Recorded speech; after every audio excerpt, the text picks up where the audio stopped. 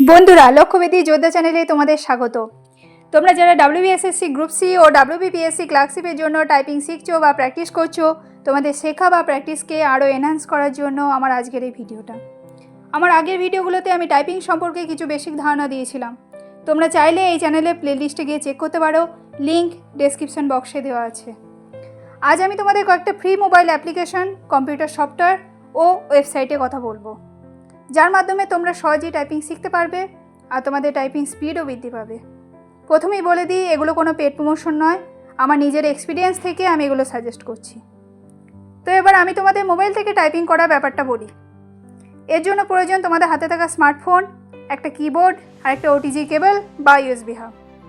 এই ওটিজি কেবল বা ইউএসবি হাবটিকে তোমাদের মোবাইল ফোনের সাথে কিবোর্ডকে কানেক্ট করতে লাগবে। এরপর তোমরা গুগল প্লে স্টোর থেকে স্ক্রিনে দেওয়া পরপর 3টে অ্যাপের যে কোনো একটা ডাউনলোড ও ইনস্টল করে প্র্যাকটিস করতে পারো। Number 1 typing master, number 2 typing plus, number 3 typing speed test for exam. এরপর আসি কম্পিউটার থেকে টাইপিংয়ের ব্যাপারে। এক্ষেত্রে আমি তোমাদের 3টে ওয়েবসাইট ও একটা সফটওয়্যারের কথা বলবো। তোমরা স্ক্রিনে দেখতে পাচ্ছ।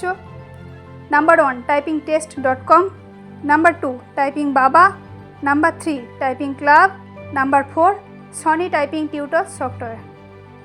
তোমরা গুগল ক্রোম থেকে এই ওয়েবসাইটগুলোকে ওপেন করে প্র্যাকটিস করতে পারবে, আর সফটওয়্যারটা তোমরা ব্রাউজার থেকে ডাউনলোড করে তোমাদের সিস্টেমে ইনস্টল করে প্র্যাকটিস করতে পারবে।